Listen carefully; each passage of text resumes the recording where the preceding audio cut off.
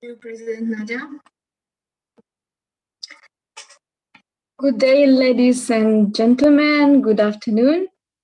Today we are meeting for our next session, next conference of World Women Leading Change. I'm Irina Sirbov, the president of Youth Leading Change Europe, and today we are going to talk about importance of early start on financial investment. I would like to, first of all, greet each one of you and say thank you for your presence, for your time dedicated for this nice conference. I'm very, very happy to see you all here. And I would like to say that we are here because we have mutual interests and we are ready to make a change. So I'm inviting you to be here, to feel free to ask everything you wish, to feel cozy, warm, and make sure that you are relaxed. This is very important. So today we are having two important guests. I would like to mention that Jyoti Varma is our guest that is for the second time here at our platform, and she is a very devoted friend for me. I'm very thankful for that. Thank you, Jyoti. And today it is my pleasure. Thank you.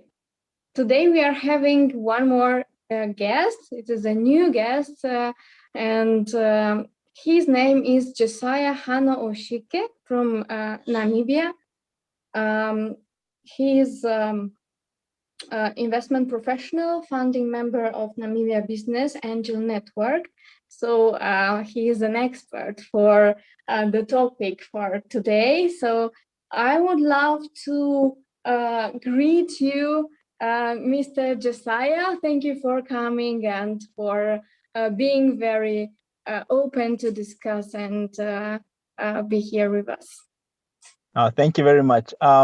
Sorry about my camera. I'm actually out and about. So yeah, I'm actually in a town called Swakopmund. I don't know if we won't be able to see my camera, but I'm actually at the beach. Wow.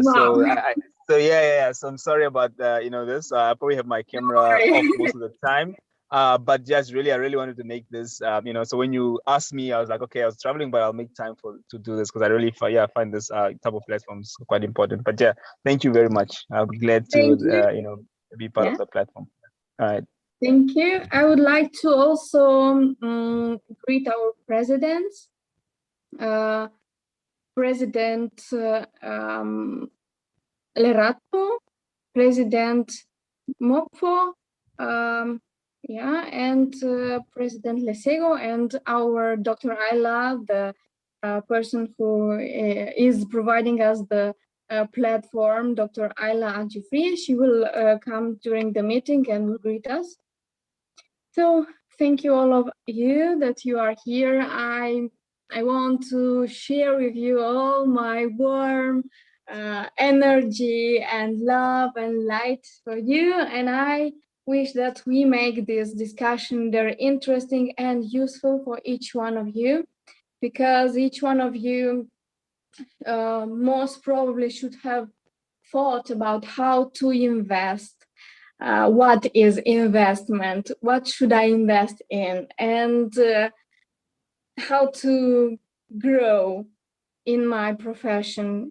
So this is a very good start. I would like to also thank my friend Jyoti for proposing this topic. And I think that will be useful for all the youth here, because we are all young and we want to make something bigger, because we can do something bigger. So that's what I believe, and I hope that each one of you can discover a better, bigger opportunity for yourself and for your career.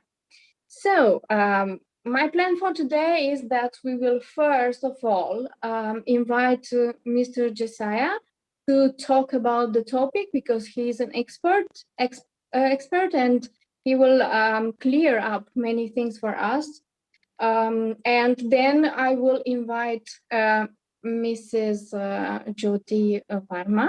She will add her opinions and personal experience. And then each one of you can think of some questions and interrupt us anytime you wish. And that will be a very interactive discussion. So you can ask absolutely everything you wish anytime. I thought of some questions, some points that we should go through, and I hope that we can make it this discussion very practical and very like interactive for each one of us. So, Mr. Josiah, I would love that you present yourself, talk a bit about yourself, and talk about actually your experience in investing, which was a successful, give an example of a successful investment and unsuccessful example of your experience in investing. And also, please come with advices for us, youth, that we are starting, we are at the beginning of financial investment, what we should invest in, how, and why is it good for? What is it good for? Thank you. All right, thank you, Rina. Yeah. So yeah, no, thank you very much for the platform once more. Yeah, so my name is Josiah Noshike. I'm from Namibia. I've always, I always realize when I speak to people, especially not from, let's say, Southern Africa, where Namibia is at, they don't necessarily always know where it is. So, Namibia is a country in Southern Africa, quite large in geographical size, really, but also I think we have the second lowest population density in the world. So yeah, but it's a good country to be in. I think one of the more developed ones on the continent. But yeah, I work in financial services. Worked in the financial industry for a few years now.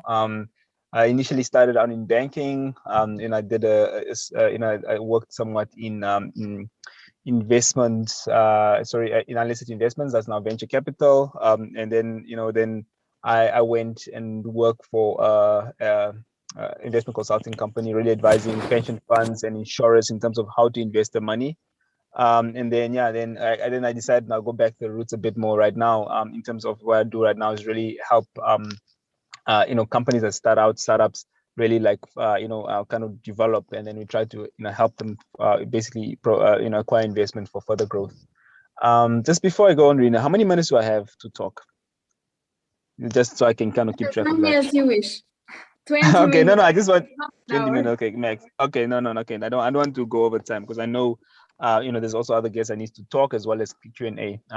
But yes, but I think when it comes to, particularly when you're starting out, in investment and such, I think the first and most important thing is really to save, right? And I think, and I know, especially if you just graduated for university, you most likely will have some sort of debt and things of that nature, or you can be lucky enough to have a scholarship. But either way, it's very important to save money, and and how you save your money is, I think, also quite important. So first things, just have a plan to save your money, at least minimum of 10%. If you ask me, that's a good start to save your money. But if you can save up to 30 to 40%, even greater. Because the more money you save, unless you already come from some type of wealth, the better your future outcome for yourself will be. All right. So that's I think that's important. And once you have started saving and accumulating, then you must start to look into investments. And there's also a distinct difference between saving and investment. Saving is really just putting away money, let's say, into a bank account and such, and then obviously waiting for that to accumulate over time, right? And then and really generally interest rates tend to be very, very low, right? Then that's why investment is important. But now, when it comes to the topic of investment, I think that's always depending now on who you are, it's something that's quite difficult for certain people. Obviously, if you have some kind of investment background, have been taught in it, I think that comes easier for you. But if you have not, then that becomes somewhat a bit difficult at times. But so I always advise, if you don't have a good background in investment, don't try to do it yourself. Get professionals to do it. I'm sure whichever country you're from, there's a lot of investment firms out there. So just go look them up. And look at the ones that look at the track record. See if they're reputable, and then that's generally you put your money into them. And also, when it comes to investments, there's also differences in what you call, I guess, risk appetite, right? So if depending on your risk appetite, the different investment options for that. If you're quite what we call risk averse and really don't want to lose your money, so it's better than you put your money maybe into a what we call money market accounts.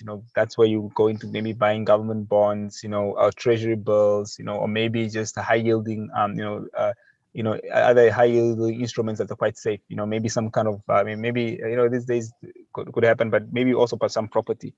And your investment manager will be able to assist you with this, right? And if you are a bit more risk taking, that's now where you would then invest your money into equities, generally on a stock exchange. And then this over time, this will actually yield you quite good returns. But obviously, there's always ups and downs. I mean, even right now, when we obviously last year, because of COVID, the stock exchanges, especially initially in initial stages of the pandemic, when there were lockdowns happening all over the world, the markets performed very poorly, and and there was quite a lot of losses on the stock markets. But as time went on and people started becoming more comfortable with COVID, you saw that actually many stock markets rebounded, and and those shares really, of those stock, the shares listed in those stock markets rebounded, did very well, and made a lot of people actually quite a lot of money.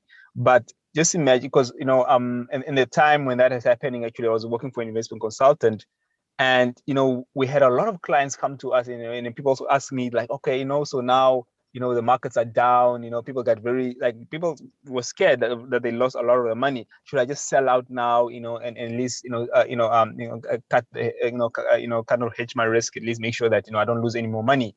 But obviously, if you're an investment professional, that these things have happened before. I mean, if you look back at the history of the stock markets from, let's say, the Great Depression, something similar happened, but the markets bounced back. Even more recently, the global financial crisis, when obviously because of the mortgage subprime mortgage crisis that happened in the US, many markets lost a lot of value, but with time they rebounded, right? So that is, that's why it's important to be knowledgeable in investments. But you're not, and you're just kind of doing it, you're almost like gambling, right? And you put your money, you've lost a lot of value because of that, and then you wouldn't have gained when the markets recovered. So that's the reason why it's important to rather use investment professionals than yourself, unless you're really knowledgeable on the things. And then that's really for, I would call, I guess, a medium, a person who's kind of, I guess the risk part is quite in the middle there. I said that is to use the to invest into listed equities or shares. Now, if you are really risk taking, that's now where where I guess where I operate a lot in. That's why I, for instance, I help found the Angel Investment Network here in Namibia. That's now where you start, investing into this is what we call unlisted equities. These are basically companies that are not listed on the stock exchange, and it really will depend on how much money you also have. The more money you have, obviously, the more exposure you can gain to the more larger companies who are seeking equity investment generally. And then the less money you have, maybe more risk appetite you also have, that's how you can start investing into startups. That's maybe generally when someone starts a business, right, generally the first place they go to acquire funding is what we call the 3 Fs, right? That's friends, family, and fools, right? And then you can either be that friend, family, or fool that helps then put money into your someone who's starting a company. But obviously it's important that you do your due diligence into this company, meaning that you must really investigate that there is actually a market opportunity before you actually invest, and that this person who's actually capable of running a business, that they're really committed on this business. And if this business does do very well, then you yourself stand a very good chance of actually obviously then doing very well in this, because generally you give something small, and with time, if this person is really committed, there's actually a good market opportunity, and then this business grows, and then that small money you gave actually turns into quite a lot of money.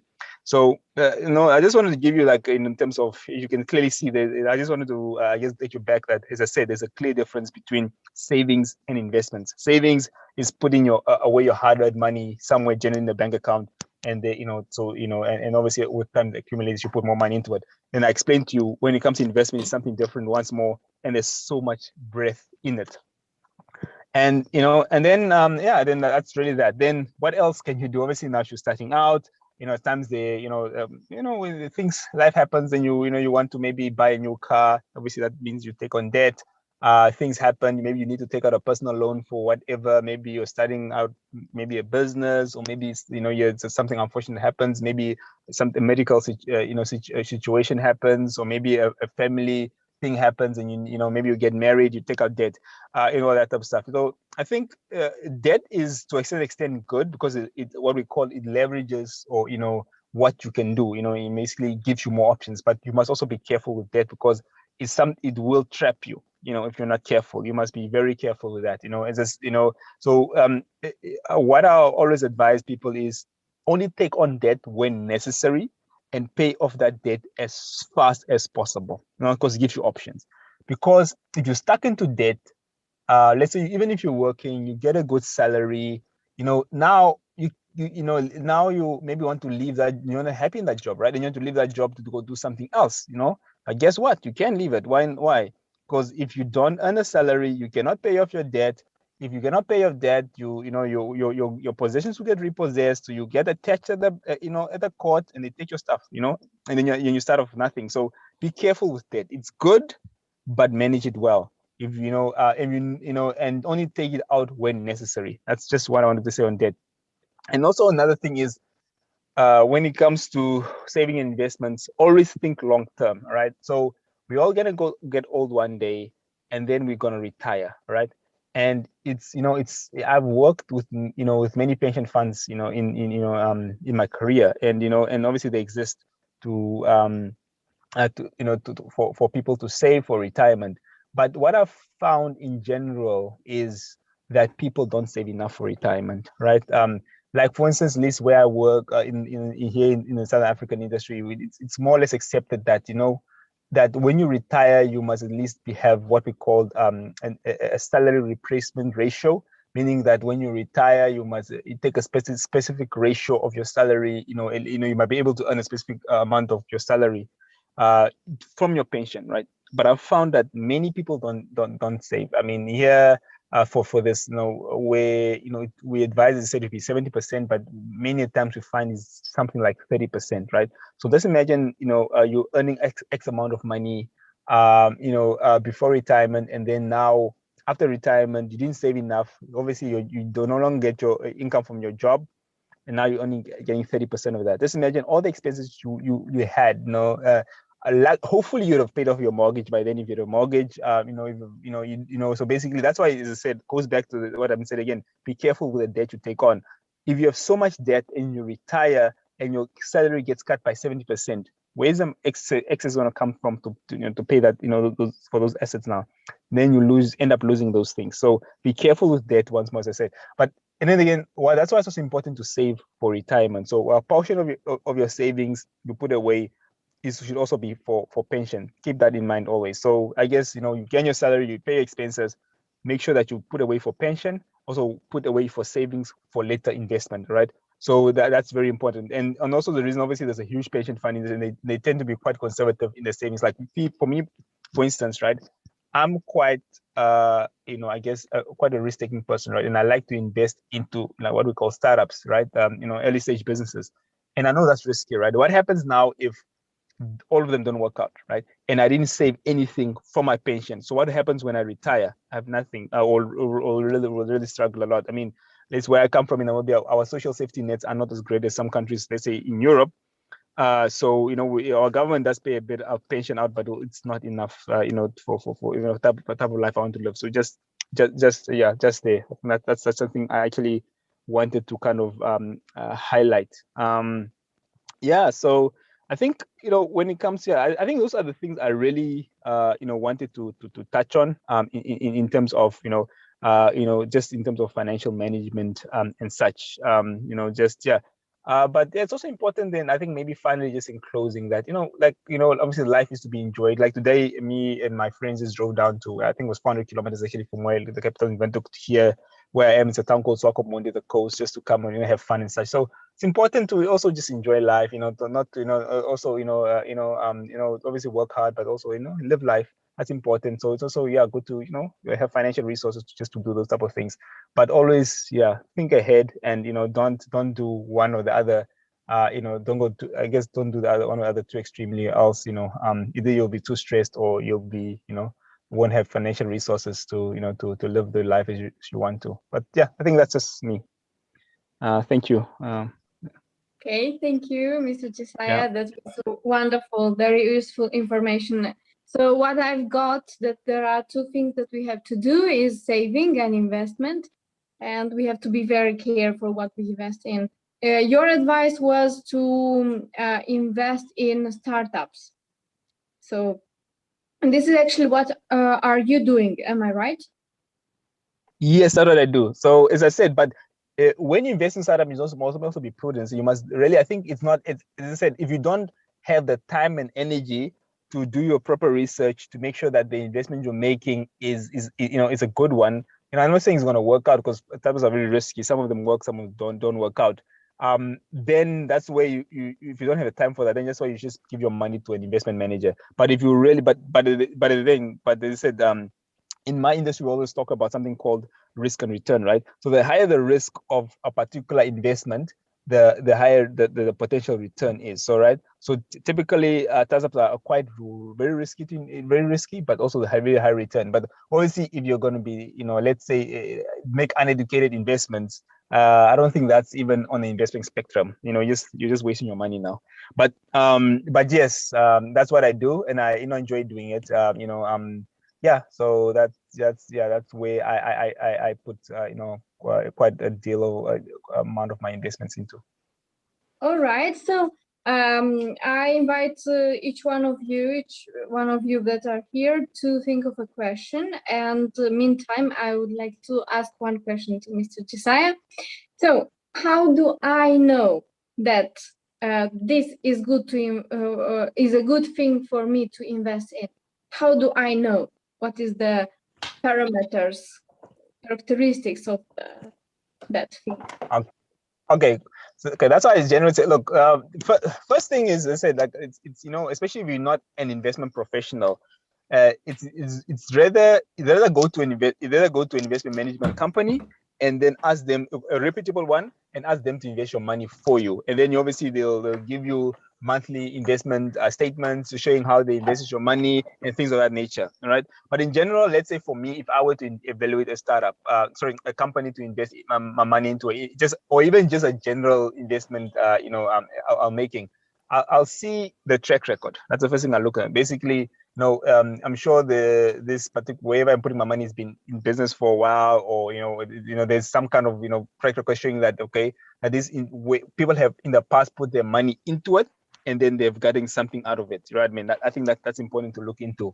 Number two, what is the risk of you losing your money? As I said, as I explained before, there's different, risk appetite. Some people, are very highly risk taking. Other people are less. Look at your own risk taking, appetite. So, and also, it's obviously, if you're not willing, you lose your money at all. Don't put your money into something that will will lose your money. That's obviously after you do your might lose your it's a high chance you will lose your money. But if you're willing to take that risk, obviously do it. But if you're very not risk taking, then put your money into something that's not that, like I said, government bonds or something, what we call money market instruments. But yeah, but also, yeah, at the end of the day, just use common sense. Sometimes we just know. Let's say there's these days, obviously, I think international is now cryptocurrency, Bitcoin, and all these type of things. In my honest opinion, I looked into it as an investment opportunity, but I felt it's not. It's really the day. It's almost like putting your money into some sort of commodity. Then it is actually a real currency, because at the end of the day, no one is really using it to buy and sell goods on a large scale. Some people are, but in general not. And the value fluctuates so much, which means and in investments, we calculate risk by using standard deviation, right? A standard deviation is the basically the changes I guess in the price of something, or maybe in the value of something over time. So if there's a wild swing from today is 5, tomorrow is 100, then the other next day is 60, then 40, that means that there's, we can see that that's a huge swing. That's a huge standard deviation, means it's very risky. You know what I mean? So that's, to me, maybe just I'm not even there with my risk appetite at this point in time. But yeah, hope I answered your question. Yeah, thank you. I love this word, this expression, risk appetite. It really sounds very, very, yeah. Thank you. So, any questions for Mr. Josiah?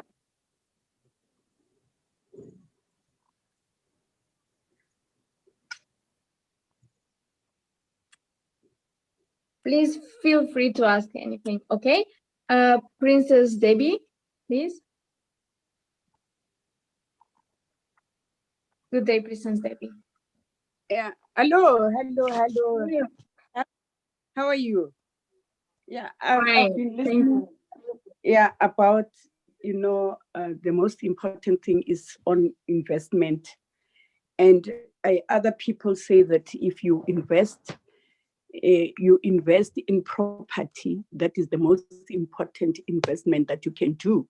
So I'm asking Josiah, you were saying that you like investing in the startups. Is it startups? So what kind of startups that you invested in and that yielded a kind of, a positive kind of profit that you were actually really excited in that startup that you invested in? Thank you.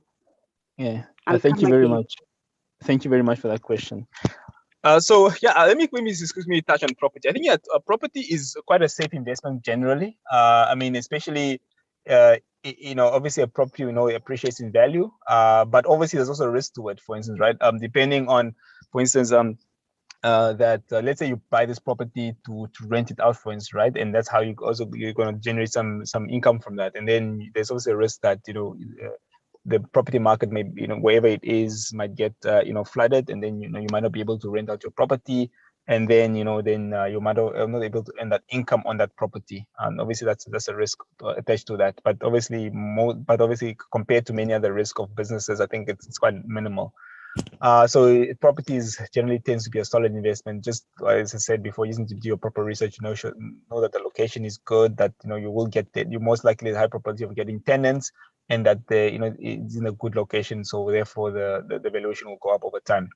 Now with startups, obviously there's quite a risk investing into them. You could invest into a business that you thought was good, either the owners is good, the business plan was solid, and then next thing you know, that business doesn't generate the sufficient revenue, or maybe maybe the owners just aren't. I mean, the guys were just not so good at running the business, therefore it just fails. I personally, over the last 10 years, I think I invested into 8 startups, and honestly, as I said, quite risky. So 5 of them have failed, and 3 of them have done well. So the 3 that have done really, really well, one, I guess wouldn't even call it classified as a startup per se, but it would be, let's say, more or less an SME, really. So it does welding, fabrication, metalwork. Started very small, and today, they with the 3 locations. In 3 different towns. I do believe the 3 major population centers in Namibia. And, this is going forward. Right now we have about 11 employees and such. The other one is more of a tech business. And so it's basically cloud-based human resources, but more targeted towards like smaller companies and startups, and such. And the other one is really just a company that that basically does in the financial services. She also invests into smaller companies. So what we've done is worked with I've worked with multiple people who are interested in investing, and then we kind of pulled our funds together, started a company, and right now we're busy investing funds, for instance, now into 2 companies. One company is in the education sector, so they provide early childhood education as well as primary school education, and they're looking to scale up so they can increase the number of locations that into, as well as are able to take on more kids at the current school. Obviously with COVID, it has presented opportunity because they've been running for a few years, but they're having some cash flow issues. So this is a type of opportunity I believe is the right time to invest now, because obviously schools been closed right now, but things will improve in the future. Therefore, we believe that valuation will go up. Well, the other one is an e-commerce business. So yeah, but in general, what I look for when we invest into companies is basically the classical company that basically has a good high growth potential, in scalable, and also has a good management team. I think those are the main things we look into when investing into a company. A follow up again. A follow up. Having a bond, how can it assist you and in acquiring some other monies and debt? Having a bond, how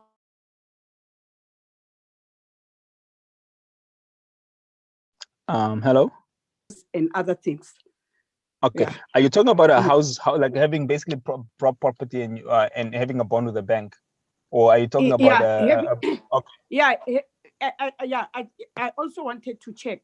Can you be able also to change that bond from the house bond and making it just an ordinary bond? No, exactly. I mean, I think they use the same term, like a house bond as well as a bond that, like, for instance, a government bond, something like basically you're basically buying debt from someone, and they'll pay you some interest over time. So I was just want to clarify which bond you're talking about.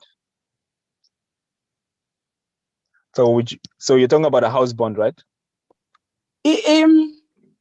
Okay. So basically, the bond, I want to clarify, like a house bond, like where you basically go take debt from the bank to buy, let's say, a house. Or you're talking about going a bond you have bought from a government or another financial institution, which they're paying you. Yeah, she's talking about the second one, that she has a bond, and how could I use it to liquidate her and get a better cash flow? Oh, okay. Look, unfortunately, look, as far as I'm aware, I mean, that bond is like you bought an asset for yourself, and then now it's almost now they're paying you every month. So I don't think, unless you want to sell it and then you use the money for something else, I don't think you can really use it for anything else. As far as I'm aware. Yeah. This government bonds. The government bonds, how to access them and how can you assist? Because I understand that in every government there are bonds, and then how to access those bonds. Okay, so that is why now generally, especially that you only really know that when you're in the financial services, and if you're a lay person, it's better that you go. That's why I was talking, that you go to an investment management company, right? Princess Debbie, you're in South Africa, right? Yes, I'm based in South Africa. Yes. Okay. So basically, when you're in South Africa, you can go to companies and besides that, yes. Let me tell you, we are having a problem where I'm just going to be very open. We are having a problem here in South Africa where we know that we had the Guptas. The Guptas, they came here in South Africa, and mainly they were taking a lot of monies. I think they took a lot of billions and billions. And then to avert that kind of situation, because it was extremely, totally, it was totally bad for the economy of our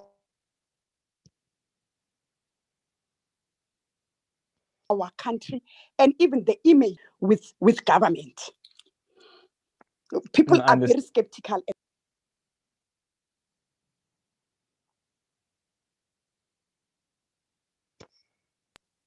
Accessing the government bond. Okay. So basically, I'm not going to talk about the politics of South Africa because I'm not a citizen of South Africa. I'd rather not. But in general, these are not just say these are not the politics of South Africa. This is real.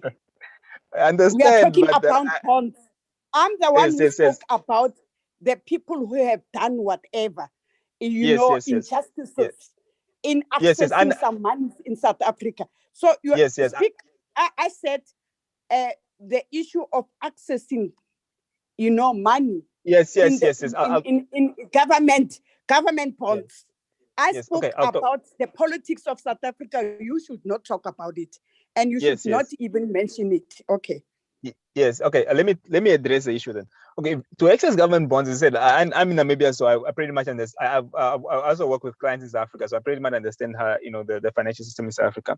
So to access it, it's better that you go to an investment management firm. An example of that, I'm sure you'll be aware of the Ellen Grays, the Momentums, the Prudentials. Those type of companies, they will help you access government bonds if you go to them. Because they buy government bonds on a weekly basis as the government issues them. So and they can also access them on the secondary market. So that's how you go and access those government bonds.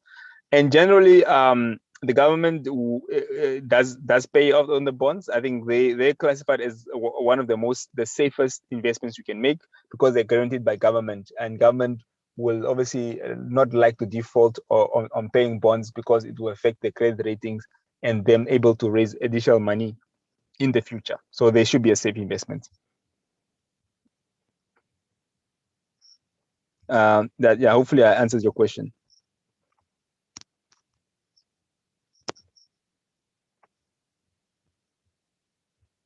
We want that you must assist President Chase there in Namibia because he wants to start in investing in the solar energy, and we will have some bilaterals with you. I thank you. Yeah, okay, we can be reached out and we can talk further on that opportunity. Yeah. Thanks, Debbie, for your questions. Are there any other questions to Mr. Josiah?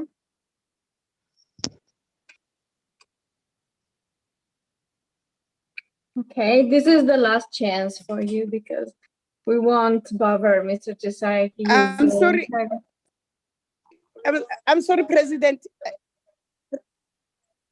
Aryan. I'm sorry. Huh? I don't want that. I don't want Mr. Josiah to say his age, but he must just tell us in which bracket of age does he belong to. He must not say. I think it's rude to ask age. That is why I say that in which bracket of age does he belong? Okay, I'm in the age bracket of 30 to 35. Oh, you're very young. Yes. No, thank you. And congratulations for being that much successful. Yeah, I'm not that successful, but I try. You're doing your best, I'm sure. Yes, That's I am. wonderful. Yeah. All right. So any other questions, please? If no, then we will go to our next guest. So please feel free to ask everything you wish. You've got a young expert here, so this is the time and the best chance for you to ask anything.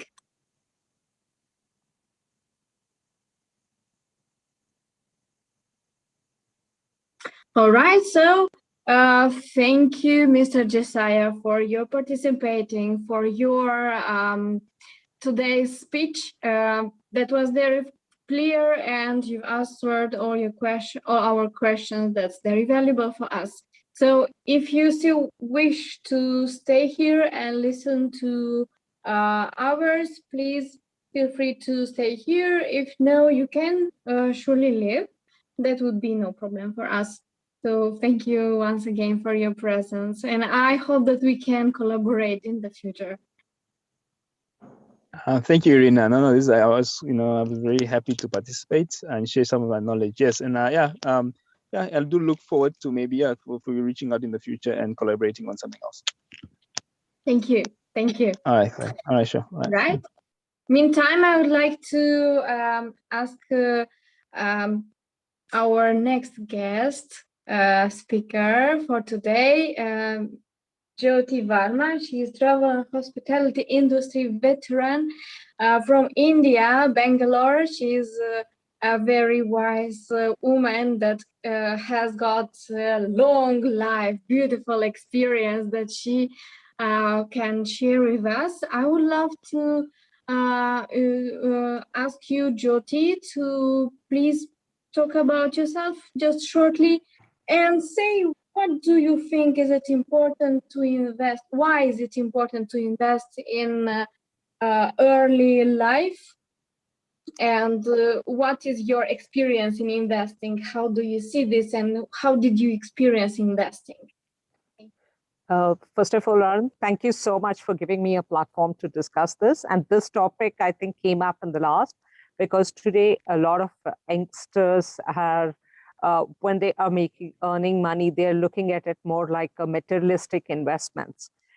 What's the next car I'm going to buy? What is it which laptop I'm going to have? What phone I want to pick up? These are the things which are happening from the countries that I come from. So that's when I said how important it is, because COVID kind of taught us a lot of things. When suddenly the incomes can get drained out. Your regular income when you're coming, even if you're earning an interesting salary, if you don't have enough backup, it can drain you out and put you into a lot of risk as such. So before I kind of go in short, I would like to introduce myself. My name is Jyoti Varma, as I said. Been in the industry for about 3 decades now.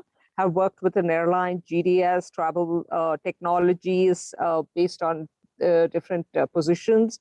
I've held, so some of the companies that I've worked as Amadeus, Galileo, you have Carlson Wagonlit, American Express, and I'm right now a consultant heading and working on consulting people to set up offices as also. So one of the assignment I'm doing is an online platform for travel bookings. And then I'm also work with the US-based company as a vice president for them in India, handling the culture, the corporate world, and managing the audits and other persons. So now coming back to today's topic, why this topic? So all of us have different dreams in life. When we gone from when we are a small kid, we said, have a good education, survive. To survive, you need to have a good education, but nobody teaches us what is smart planning of your life. Nobody teaches us about the value of investment from the day. Earlier, I don't know if you all had, because like what Jess, as Mr. Jess has said, he is in a bracket of 30 to think. I'm just the opposite of that. So I'm 53 now. So at the 53, I don't say that I'm leading a thing. I do have a comfortable life. But when COVID happened, a lot of investments that I had made actually became a dead waste because there was no one to take anything. So we had to just live with it. So this is where I say none of us get this education in our colleges and school, because ultimately everyone is learning something, but no subject is there which says, how do you shape your life and make it financially secure? So I always kind of address this in my talks to different, that finance is a very internal part of a living. So we need to have this as a basic. How we have very good stress on languages. Please learn more languages, and that's there. Mathematics is taught to us. We have science to teach to us, but why not on investment? Why not on economy of the country? Why not include different cultures and different things, because each one comes with a different background. But in India, mostly till my generation, it was understood, or even now also for the extent, that your kids will take care of you when you're old. But no longer that works, because kids are moving away from family. So it's very important to start investing on yourself.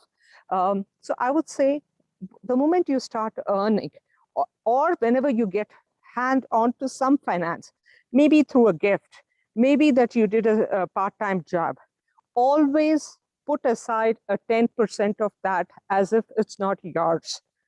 The moment it builds up to a decent capping, like what Jasia said, find an investor banker to do that for you. But however, I would also urge for you guys to do some training on your own. There are a lot of training which is given online right now. If not, at least to understand what the terms mean, what is it going to be, the risk factors, what is involved in it. So today, the way I look at investment is, if I'm investing an X amount, I would say, okay, if I go to a restaurant in a month, maybe about 20 times, and spend an average of, let's say, $100 or $50 to be precise.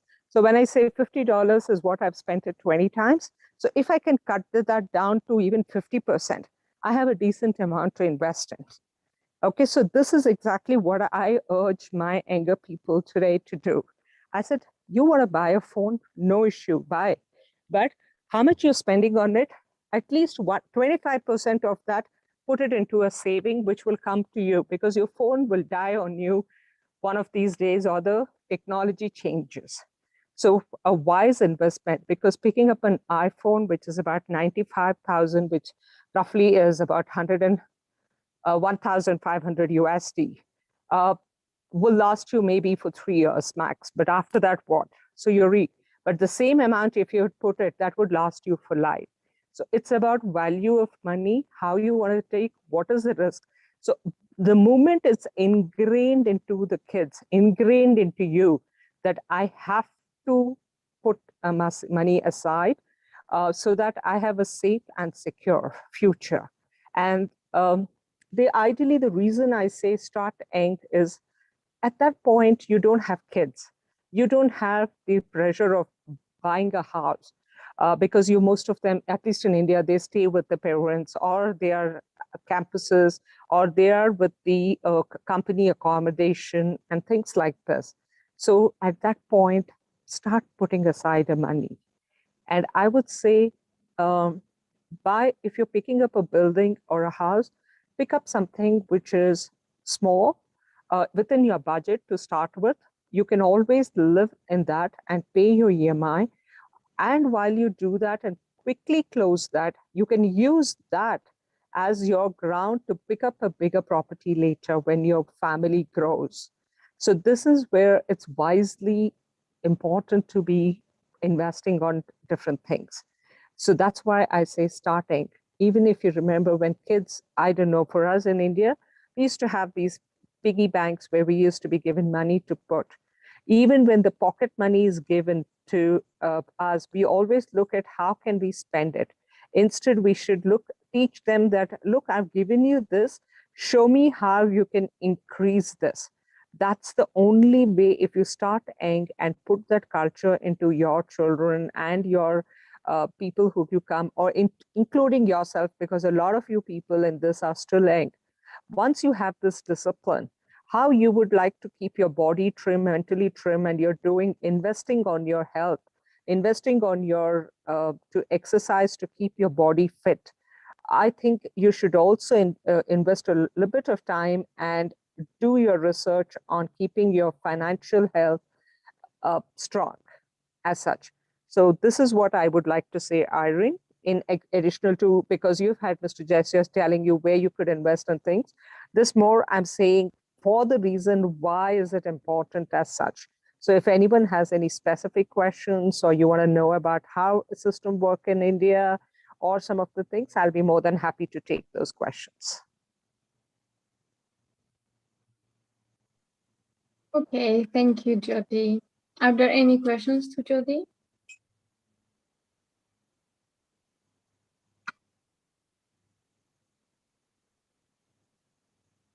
Jyoti, I have a question. Go ahead. What was your what is your most successful investment in your life? So I would say what is my most important successful the thing has always been on a property. Though I started very late in life to start appreciating about investment, and that actually helped me to sort myself when I was in tough times. Mm-hmm. All right. So how did you start actually investing in property? What was the motivation for you to start this? So actually, if you ask me, it was not my motivation. It was more from the pressure from my parents saying, oh, you should have your own place. You should do this. You should do that. So just to get them off my back is what I invested on this for, because I was staying in my own property already, which was belonged to my in-laws. So this was an additional property which was supposed to be like on my name. So they said you should invest, and there was a lot of pressure put on me. I said, when I'm already staying in a known place, why would I want to invest? They said, no, you're going to squander your money. You're all the time partying. You're doing a lot of shopping and things like that. You should. So more because of the stress. And in a very, so later down the lane, I kind of realized that how important it is to have a financial security and to move on. And that's one of the reasons, because things change as you go. That's not something you can predict when you're young. It can be health reason. It can be because of certain wrong investments you've done or wrong choices you've taken. And like COVID, suddenly jobs were lost. You had huge EMIs. Like Mr. Jayasir said, be very careful where you bond yourself on taking a loan, because a fixed commitment every month is fine when you're getting a fixed salary. But if that stops coming, your savings will last you for a very short time. But however, if you have resources which can also generate your fixed income, how much of your fixed expenses are to an extent, it will help you in the long run. Right. I've heard that financial balance depends a lot on your mentality, on the way you think. What do you think about it? How does it work? It's very true, because what happens is when we are young and earning, we will be successful in our careers. We will ask for a rise, we will do. But before it comes, we would have already thought about the expense for it. It can be an expensive holiday. It can be picking up something, investing even in a home to a certain extent. Okay, I'm going to pick up something. But we don't plan it in a healthy financial planning is very, very important. So you need to kind of divide your risk component. Some of it I'm going to put in property. Some of it is going to be on an SIP, which is an income which is on the short-term income kind of a plan. And then you have something on which will take a little longer to do.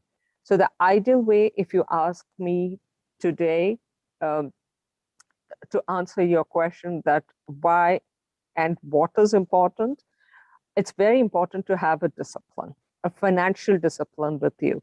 Until you have that, you will miss I would say miss the boat of when you had an opportunity, because at that time your responsibilities were less and you could move out a lot more money than once your responsibilities increase.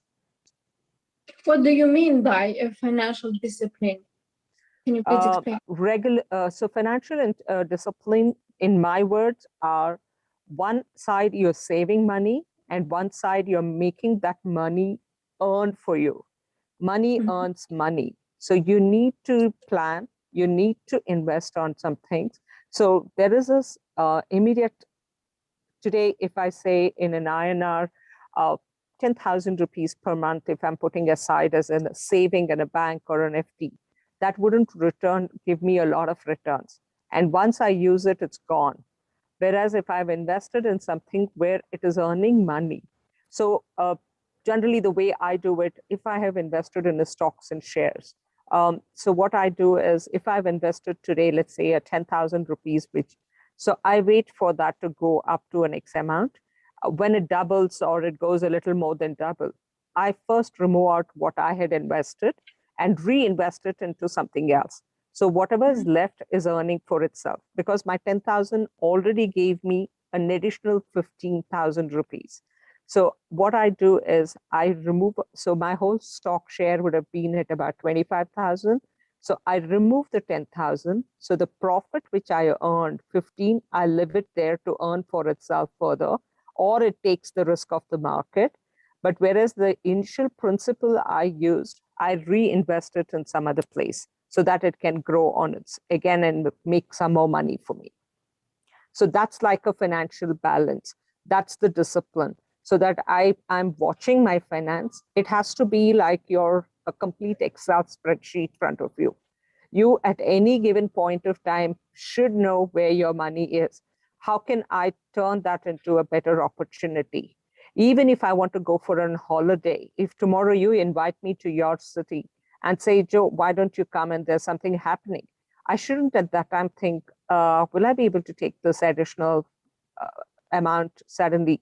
I should know, okay, there is some money which I can spare. So this is an experience and I would want to enjoy it. That's called as financial discipline and also monitoring your financial growth. All right.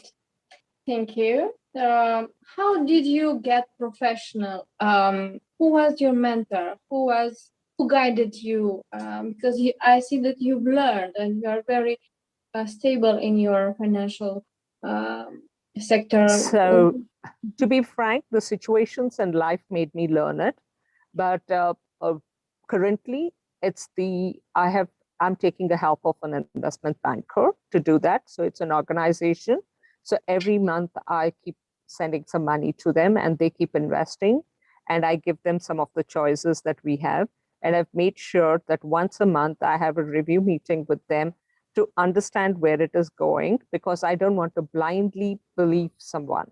Because at the end of the day, it's good to put your trust on them and do it. But if you don't know what your money is doing for you, don't expect somebody else to know what that money, because for them, it is business. For you, it is your saving. For you, it is your future. So, or it is your dream. So you need to be equally involved with it and discuss with them. If you don't understand, there's nothing called as a stupid question. You can always go back and say, can you please make me understand in a layman's language where I'm much clear on what's my money doing for me. Right. How do you think, how much should we be active in investment so that we can have a good pension on retirement? What is it? How is it for you? So, Erin, there are three things that you need to make very note. One is going to be your saving should always be in the range of 10 to 15% of your earnings. Okay, whatever you're making, it does not matter what amount you're making. This should be going. See, if you're making large monies, automatically, but this is a fixed amount, even if it is killing you, you will still put this here, because this is going to help you to take care of your health in the old age if something serious happens, or if you had not expected and there was something, there is a bread earning member in your family which passes away or stops earning because of health issue. And that's when you need to have the double income becomes a single income. So if you ask me, it's 10 to 15%, and hedge this. 1%, you have to divide it into 3 parts. One part of it should be for whatever happens, it's my money, and I want to access it only maybe when I'm 50 plus and not before that. So don't even touch that. At whatever crisis, allow it to be there. The second amount is going to be something for short term. That means you are planning a holiday next year. So you want to save for that. So you start building that up. The third one is going to be that is called as an emergency fund. And that's something which is for unforeseen sudden changes in your life. So that's something which you invest in, something which is easily liquidatable. And it's like, so if even the first part of it, when I said it's for yours, you can put it in a plain land, because, and in a gated where it will build up value. Today you would have got it in an X price. Because you don't have a need for it, you've just left it there. But when after 10 years or 15 years, it would have gone 4 times than what you had invested. If it's in a good locality, then just if you need the money, you can always dump the site out and pick up something else against it, or invest this money into something else. So it always helps. All right, that's very valuable. I just made notes. Thank you. That's a good advice. Welcome. All right. So I'm going to charge you, Irene, for this. Okay. That's a, you made note and you're going to think. So that means I'm your financial advisor now. Okay. Then give me your bank account. I will send them. So sweet. A lot of strawberries is what I'm looking for. Okay, that's no problems. My last questions, and then I will leave hours to ask questions. Please prepare your questions as well. So I loved the expression risk appetite. What risk appetite do you have? How much are you ready to risk in investing? Okay, so if you personally ask me, I would say the risk appetite for me at this age would be not a very strong point, because I'm at 53. So whatever I have my savings, I would like to hang on to it, because I don't want to risk. But when you're young, your risk appetite could be higher, because there is more chance for you to earn back. Okay, if there is opportunities for you to make more money. Whereas when you, after a certain age, you start, energy levels are not the same. And also the opportunities also would start looking at a much younger crowd to take on, because they get them at much, the experience comes in one end, but if you have not financially planned, there would be challenges at that time to take that risk factor when you're getting older, because you become a little insecure and say.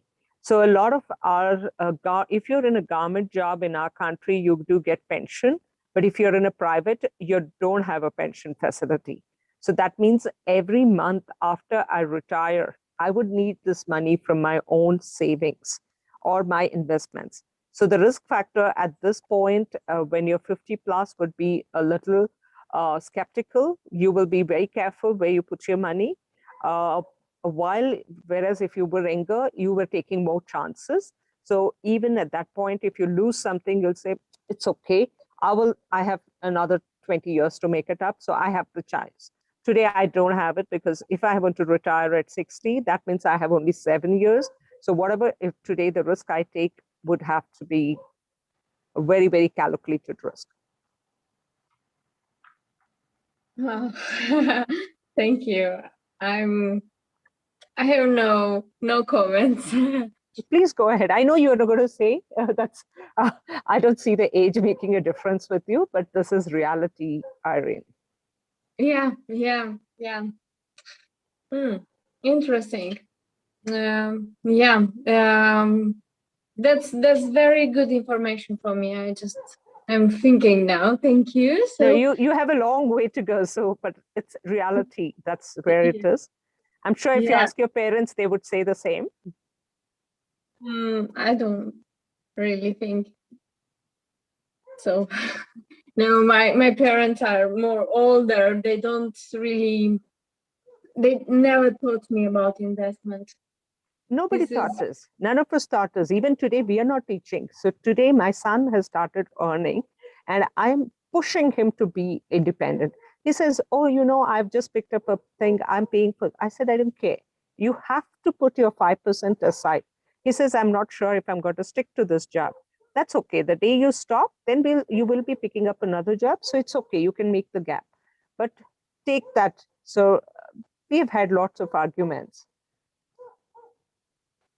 At least in my family, I have learned this discipline in financial discipline.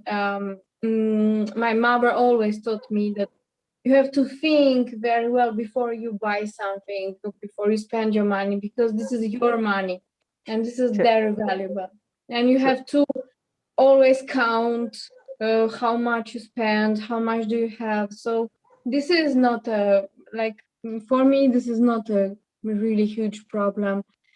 No, that is basically what she's trying is to tell you to save your money and use it in a very, very proper way, okay, in the right way. But that money is not going to grow. If you keep it within your purse or put it in the thing, it's not going to grow. Financial education is investing that money. If you have today, for example, let's say you did an event and you got about 10,000 USD. So how can you make that 10,000 USD in that, even if you keep aside 5 for your investment, that should give you, add up to you to at least make it into 15,000 USD. That is making your money grow. What you just gave as an example is teaching you the value of money, respecting the money, and not to filter it as such. That is more of a using the money, not about investment. Investment is something where it earns for you and it takes care of you. And that is something as parents, as education institutes, we are lacking. And so I'm actually stressing out. And in fact, I'm doing a thing where I'm asking some of the investment bankers to kind of have sessions on this. And I'm pushing them to have under Lions Club heading to do these in the colleges and schools. That is a very good thing to do in schools, because I think that young people should know it from earlier time to get ready for life. True. Right. Thank you. So go on with your questions, please. I also just wanted to share with you, Jyoti. I received a message from Jiten Kumar. This is my guest that I invited him to take part here at this conference. He said many thanks to you, Jyoti. Very precious and valuable words. Oh, that's nice. Thank you so much. Thank you, Jiten. Thank you so much.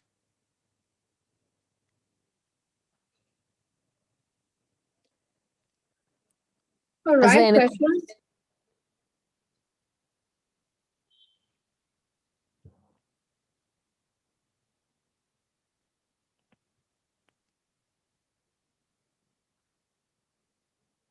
Either I'll put everyone to worry about it, their finances now and busy looking, or they says, okay, I have nothing more to do here. All right. So if there are no other questions, I would like to thank you, Jyoti, for being here. And before we close the meeting, I would like to ask Dr. Ayla to connect here and to say some words of greetings and greet each other and say something for us, maybe about investment, if you wish. Before that, I would just like to thank each one of you for having the patience and listening to what we said. I hope I made some sense at the end of it. If you guys need to connect with me on one-to-one, Irene has the details, and it would be my pleasure to know each one of you. Thank you. Thank you, Irene. Thank you. Thank you a lot. Thank you for your effort and your time. Okay, Dr. Ayla. Hi, Irina. Hello, everyone. I want to welcome everyone and thank you for amazing session. I also see Her Royal Highness Princess Debbie. Welcome, and President Lesejo, the World Youth President. I see also Larato and Norma, and of course, I'm so proud of you, Irina. This is amazing session, and thank you for Nadia as well, President Nadia, and of course the speaker today, Madam Jyoti. Thank you so much. See, I started my company very small with $10,000. I only invest in real estate, because only real estate that able you to have maximization of your investment, right? Today I have about 300 companies worldwide, all real estate, and I started to invest little in technology and education, and now I'm in woman empowerment. You see, to invest, you actually don't need a lot of money. Understand this, correct this, right? Because when you invested in real estate, you actually need maximum 10% of the money that you need to have. The second thing you need to have is potential reliable customer, means a contract from reliable customer. See, in fact, if you already have a contract from reliable customer, now who is reliable customer? Government, yes, institution, top-notch institution. If you already have it in your pocket, then you don't even need to put any investment. The bank will invest with you. See, the beauty of investment is if you have a good investment, or if you are the chef of the investment, the money does not have to come from you. See, this is also a test. If it's a good investment, everybody will jump and invest with you. If it's not good investment, then nobody will invest, right? So this is a very, very crucial point where I think what you're doing, Irina, should be applauded and should be going to all the high level of like students in university, students in high school. So they started to be an entrepreneur instead of working. Yes, instead of working for someone, right? You don't need to have money. I repeat, you don't need to have money to invest. You need to have a structure where you have a potential customer. So I repeat again, who is potential customer? Government. Let's say if you want to buy a building, never see how much value is the building. The building can be $1 million, $100 million, $1 billion, $10 billion. It doesn't matter. It matters who is going to rent the building. Yes. What is the rental value, which is the yield you will get. You see, if you duplicate this system into different area, then you are able to duplicate your investment in different area. And this is my company, Isla Associate. We are consulting, but we're not 100% consulting. We also take a investment because we want to find, like, for example, a talent like Irina in Romania who can give me a very good financial or investment, potential investment. But you need to have that in the place. See, you don't have to have money as long as you have potential contract on place from respectable it's government or top-notch institution. They need to contract it long lease. They wanted to, so you don't have to have money, right? You need to have the guts and the network.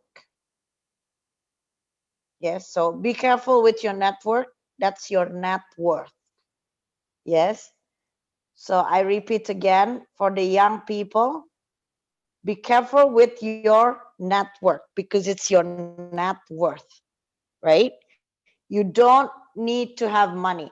See, when I started my company, I put $10,000. I have one computer. $10,000 is not even buying the investment. It's to buy computers, to make a license, to in Indonesia, very expensive. To license a company, it takes $3,000 to make a company. So that's all. That's all you need. I repeat again, you need to have a dream. You need to have a network. You need to have people who trust you, right? And this is all character building. They don't teach you in the school how to be someone with a character, how to say yes or no and means yes or no. So that is from me, and I'm glad that as the youth you are actually starting to talk about this. For example, if you have any deals with a government institution inside, I'm happy to co-invest. In fact, if you have to try your business whether somebody is investing or not. If there's nobody investing, it means it's a bad deal, right? Right? See, if it's good deal, everybody will jump and invest with you. And do invest. Never work for anyone. Never, never. Work is to learn, to expand, but always be an investor because you can invest in 10 different projects in the same time in 10 different countries. Yes. Don't worry, the bank will give you money if it's under something reliable, especially real estate. Yes. Now I'm going beyond real estate. I'm actually investing in real property, which is the people. See, this is WWLC. I'm creating extended talent and property. That's why it's not real estate, it's called property. Property means everything that related to property. People, brand, all of this. So I think that's from me. Thank you so much, Irina. I'm so proud of you. I didn't know that my meeting with you will go further to this stage, right? And sending you much love, much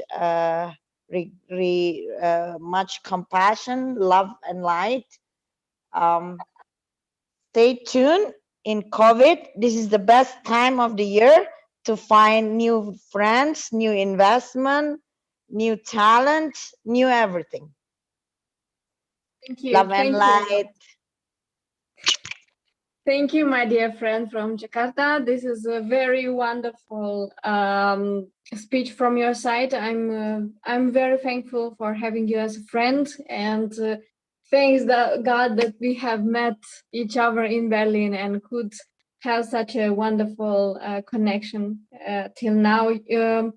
I would like to say that Dr. Ayla is a great investor and a very active personality for me. She is the person who made this brand World Woman Leading Change. She has got a lot of women from all over the world, and she is trying to gather all the women and empower them, feel them that they are valuable. So she is the woman who supports me, and I'm very thankful for that. I promise that we will talk more about investment, and I will invite more youth to to discuss about it and to go forward together. So thank you, Dr. Ayla, once again. You are my inspiration. All right, so before we... Same here, Irina, you are my inspiration back there in Romania. We will have a bank soon. We will launch a bank soon for all our member and the youth. And I think I will talk to President Lesejo for this particular. So we can open a branch of a bank in Romania with you as the. We're thinking of having a shareholding for everyone that run the bank. So let's hope for the best for future. Yes. All right, that's a great news. Thank you. We will keep in touch for sure. All right, so I would love to thank all of you, and I will say your names that you are here. Vladislav Vecherko, thank you for your presence here. Maybe you'd love to add anything, your impressions about. Yeah. Hi all, thank you very much. It was so grateful to be on this meeting. I'm like stunned a little bit, so I have no comments to put. Today I wasn't prepared, but interesting thing that several of the projects that I covered in my experience of a programmer and team lead, it was a financial sphere. So a lot of words were I was familiar with them and this sphere, and a lot of information for me. So everything was and is interesting, and I need to to digest everything. Yes, for now. I really surprised about this meeting, and thank you very much to many thanks to all of you speakers and attendees. So yeah, once again, thank you very much, and now I have a lot of information to once again to digest and understand everything. Yeah, thank you. That's good. Thank you very much. I met Vladislav in Romania, in my city, just a week ago, I think, and he's from Ukraine. He made a pilgrimage here to our country, and that was a nice meeting. Today we are here together and talking about investment. So this is very nice to have to network, actually. Thank you, Vladislav. Yeah, sure. Thank you. Yeah. All right. So I have got other friends, Valeria and Nijat. I think Nijat is not here. Thank you, Valeria, for coming here. And that was a very valuable time for me to be with you here. Thank you very much. It was really interesting for me, and I have a lot of information and new knowledge. I think is really important. Thank you. Okay. Thank you a lot. Thank you, Mr. Jiten Kumar, that you were attending here and listening and being with us. Thank you, Irina. Thanks to all members. Thank you very much. I learned a lot today. Thank you. I had a very good experience today. Okay, I'm very happy for that. Thank you, Norma Lekhade, for being here. I hope you enjoyed the session. Okay, thank you, Veronica, my friend from China. Thank you for being here and for participating with us. I hope it was useful for you because you said you've got many questions to investment and financial stuff. Also, thank you, President Lesego, for being here. Maybe you'd like to add something to greet people or to close the meeting for today.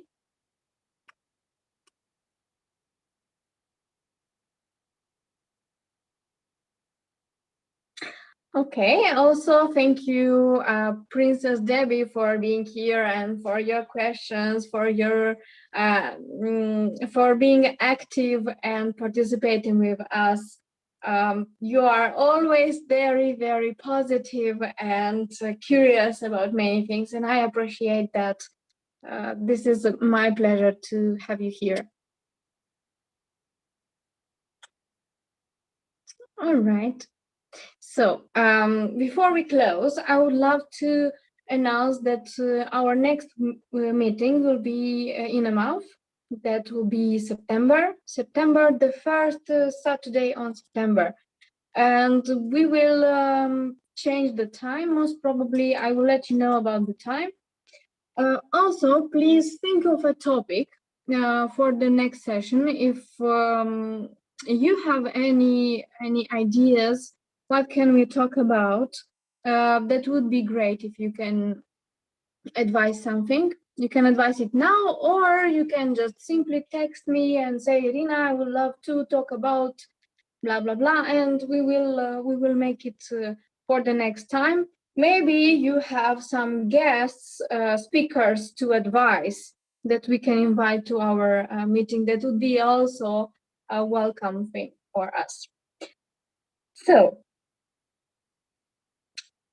yeah, thank you very much for being today, and I hope you will enjoy the rest of the day with all the impressions and new ideas and thoughts about today's session, and can't wait to meet you next month. Thank you very much.